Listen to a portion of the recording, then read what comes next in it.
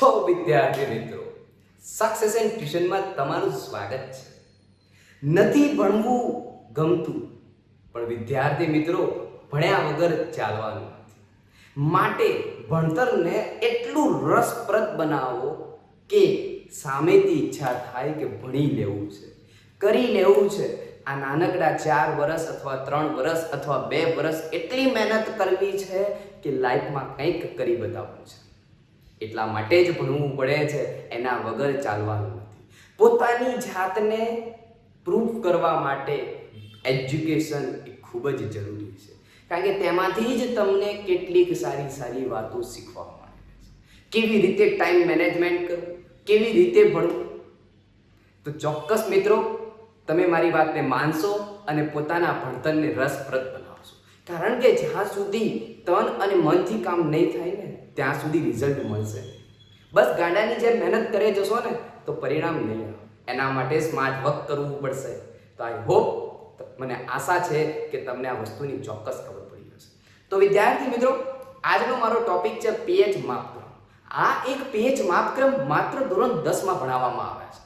ધોરણ 10માં એક નાનકડો ટોપિક આપી દીધેલો છે કે એસિડ, બેઝ અને ક્ષાર ચેપ્ટરના અંદર એસિડના અંદર જ્યારે પદાર્થને પાણીમાં ઓગાળવામાં આવે છે ત્યારે તેમાંથી H+ આયનો મુક્ત થાય અથવા H3O+ ની જે સાંદ્રતા હોય તેના આધારે એની pH નું મૂલ્ય નક્કી કરવામાં આવે છે.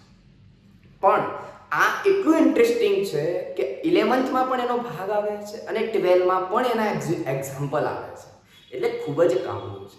તો વિદ્યાર્થી મિત્રો, આપણે આ જ વસ્તુને ધોરણ 10માં જ મજબૂત કરી દઈએ તો આગળ જઈને ચિંતા જ નહીં રહે.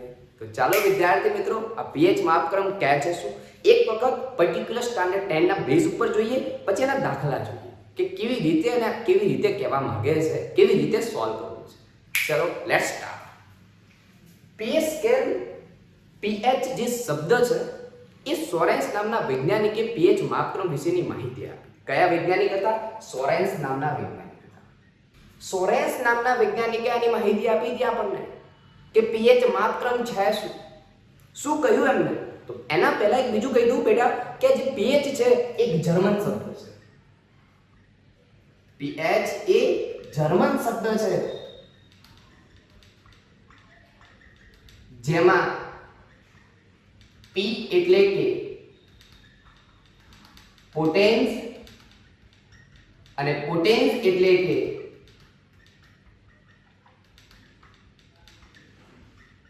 ક્ષમતા. કોની ક્ષમતાની વાત કરી? હે, આ સોરેન્સ નામના વૈજ્ઞાનિકે કોની ક્ષમતાની વાત કરી? કંઈ જ નહીં મિત્રો. જ્યારે માની લો કે એસિડના એક પદાર્થ છે એસિડિક, જ્યારે તમે એને પાણીમાં ઓગાળો છો, એસિડ છે તો એના અંદર H+ આયનો રહેલા છે. આ જે H+ આયનો છે એની સાંદ્રતાનું જે માપન કરે છે તો કોની ક્ષમતા? હાઇડ્રોજન આયનની. H એટલે હાઇડ્રોજન આયન.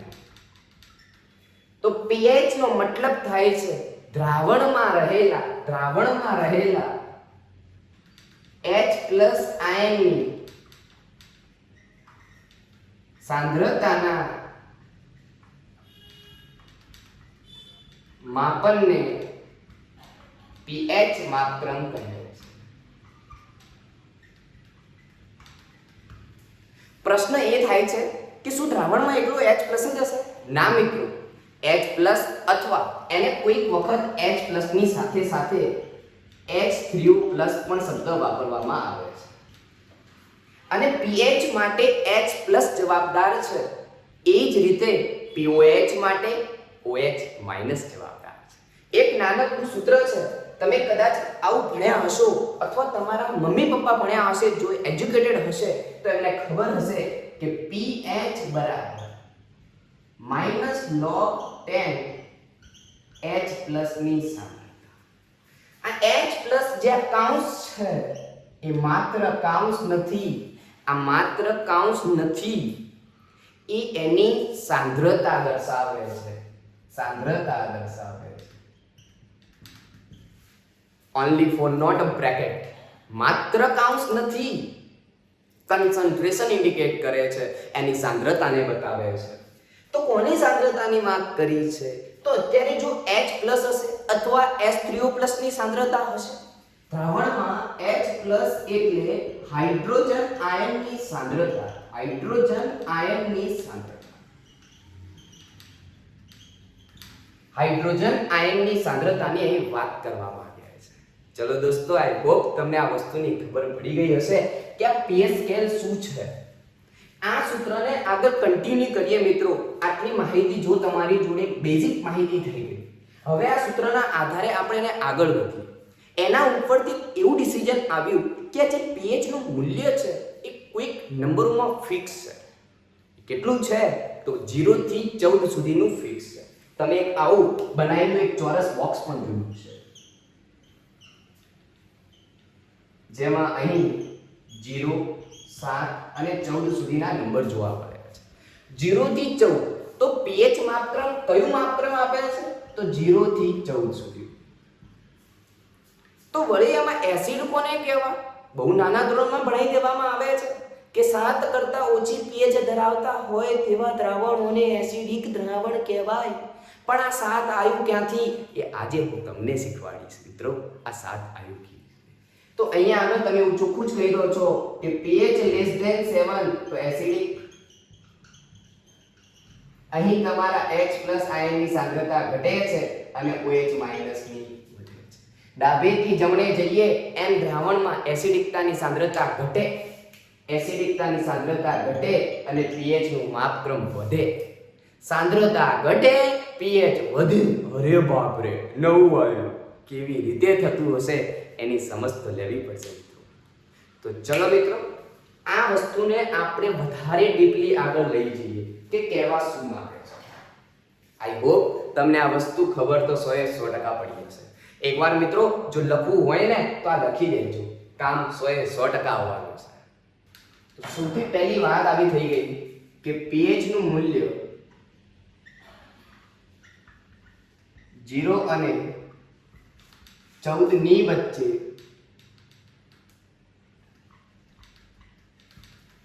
જોવા મળે છે. pH નું મૂલ્ય 0 અને 14 ની વચ્ચે જોવા મળે છે. એક સૂત્રના આધારે નક્કી કરવામાં આવે, -log10 આધાર H+ ની સાંદ્રતા, H+ હોય અથવા H3O+ ની સાંદ્રતા પણ આપણે લઈ શકીએ છીએ. એ એની સાંદ્રતા દર્શાવે છે. આ જ રીતે જો pOH ની વાત કરીએ તો pOH બરાબર -log10 દ્રાવણમાં રહેલા OH- આયનની સાંદ્રતા, અને આ બંનેનો જો સરવાળો કરું pH+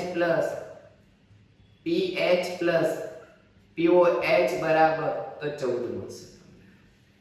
ચલો રેડી? આઈ હોપ કે તમને આ વસ્તુની સમજણ પડી છે. કેમ છો? બરાબર મજા આવે છે? જોતા રહેજો, ક્યાંય ના જતા. મજા આવશે, મજા આવશે. ચલો, તો આ દ્રાવણમાં થઈ ગયું. હવે બેટા તમને અહીંયા એક વસ્તુ કહેવામાં આવી,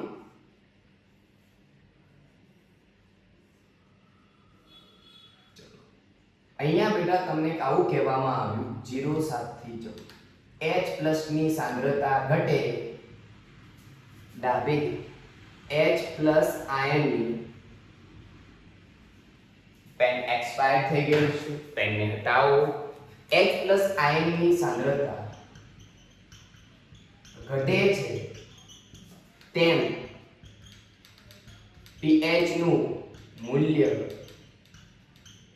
વધે છે. અને બીજું કહું, OH- આયનની સાંદ્રતા વધે છે તેમ pH નું મૂલ્ય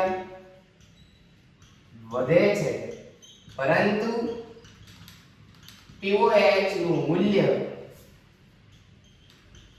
ઘટે છે. આ વસ્તુને સાબિત કરી બતાવું. આ વસ્તુને હું સાબિત કરી બતાવીશ કે કેવી રીતે શક્ય બને છે. અહીંયા ધોરણ 10 ના બેઝ ઉપર આટલી લાઈન બહુ થઈ ગઈ. સૌથી પહેલા કયું વિધાન હતું કે pH વિશેની માહિતી સોરેન્સ નામના વૈજ્ઞાનિકે આપી. pH એક જર્મન શબ્દ છે. P નો અર્થ પોટેન્સ એવો થાય છે અને પોટેન્સ એટલે કે ક્ષમતા. કોની? દ્રાવણમાં રહેલા H+ અથવા H3O+ અથવા OH- આયનની સાંદ્રતા દર્શાવે છે. એના પછી એવું કીધું કે એનું pH નું મૂલ્ય 0 થી 14 ની વચ્ચે મળે છે. કેવી રીતે શોધવું? એના માટેની ફોર્મ્યુલા આપી દીધી, pH = -log10 H+ ની સાંદ્રતા. આગળ વધ્યા ત્યારે એનું બંનેનું સૂત્ર મળ્યું. એના પછી આ જે બે લાઈન છે આમાંથી બેટા જેવા બનાવવા હોય એવા MCQ બને છે. તો ચાલો મિત્રો લાગી જઈએ, કરી લઈએ આજે જ કામ પૂરું. કેવું છે આ pH માપદંડ? જોઈએ દાખલા ઉપરથી કે કેવી રીતે આની સાંદ્રતા, આ વસ્તુ કેવી રીતે સાકાર બને છે એ વસ્તુને સાબિત કરી બતાવીએ કે શું છે એની કહાની. ચલો, H+ ની સાંદ્રતા છે 10⁻³ મોલ અને બીજા કેસમાં H+ ની સાંદ્રતા છે 10⁻⁶. બંનેમાં pH નું સૂત્ર ફોર્મ્યુલા એપ્લાય કરો તો pH = -log10 H+ -log10 10⁻³ શું મિત્રો તમે log જોયો? ક્યારે log જોયો? અરે લોગેરિધમ. કદાચ કોઈ ભણ્યું હશે અને કદાચ કોઈએ પહેલી વાર શબ્દ જ સાંભળ્યો હશે કે આ લોગેરિધમ છે શું? અરે બેટા, લોગેરિધમ એટલે કે લોગના દાખલા. અરે સાહેબ, અમને તો આવડતું જ નથી. ન આવડતું હોય અત્યારે બેટા તો આ બે સૂત્રોને યાદ રાખજો કે કયા બે સૂત્રો છે. તો log 10 નો આધાર અને 10 ની જો ઘાત હોય, હંમેશા એવું કહેવાય છે કે એની એક ઘાત હશે તો એ ઘાત ક્યાં આવી જશે? અહીંયા જો આધાર પણ સમાન હશે, એની એ જ ઘાત છે તો આ બની જશે a log a * a અને આનું મૂલ્ય થઈ જશે 1. આ એવું કહેવા માંગે છે કે જો log 10 ની ગમે તેટલી ઘાત હોય તો આ થઈ જશે log 10 અને આનું મૂલ્ય 1. log નું મૂલ્ય જે પણ હશે બેટા, અહીંયા આગળ લખું છું કે જો log 10 હશે તો એનું મૂલ્ય થઈ જશે 1. અને બીજો નિયમ છે જે ગુણાકારનો નિયમ છે, log 10 AB હોય તો થશે how log 10A + log 10B. આ બે વસ્તુને લખીને રાખજો, આગળ જતા કામ આવશે મિત્રો. અહીંયા આગળ તો સિમ્પલ છે, જુઓ 10 ની -3 ઘાત આગળ આવશે તો શું થઈ જશે? આ પોર્શન એટલે 1 માઈનસ પ્લસ તો pH = 3. ચલો, આ -3 સાંદ્રતા છે ને -6 છે તો કઈ વધારે સાંદ્રતા છે એની કોમેન્ટમાં જરૂર આન્સર આપજો મિત્રો. હું જવાબ તો આપી દેવાનો છું. કોની સાંદ્રતા વધારે કહેવાય? 10⁻³ વાળી કે 10⁻6 વાળી? અરે સાહેબ, શું વાત કરો છો? 10⁻³ જ વધારે કહેવાય, માઈનસમાં છે, જુઓ તો ખરા. સાચી વાત છે બેટા, સાચી વાત છે. તો pH 3 મળી. જુઓ, સાંદ્રતા ઘટી, pH જોઈએ કે pH માં શું થાય છે.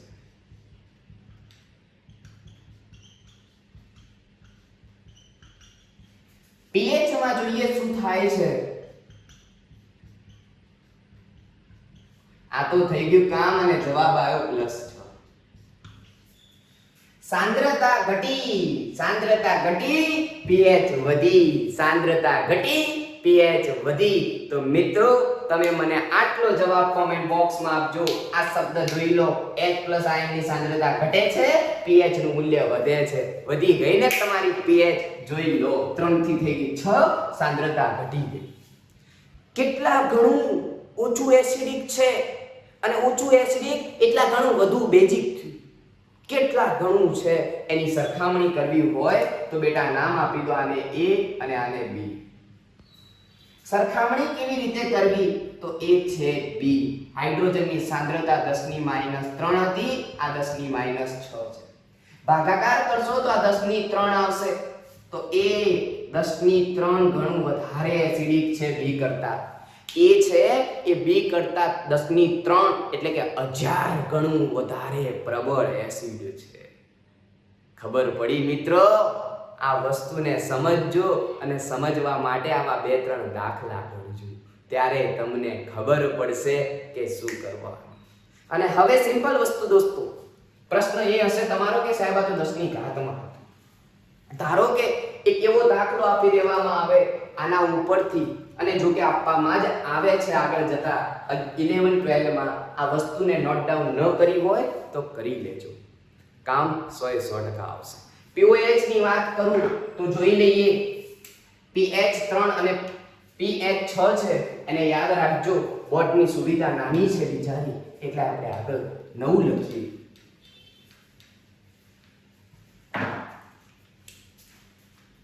pH 3 અને pH 6. સાંદ્રતા હતી 10⁻³ અને સાંદ્રતા હતી 10⁻⁶. pOH ની વાત કરી છે તો pH વત્તા pOH બરાબર 14 થાય.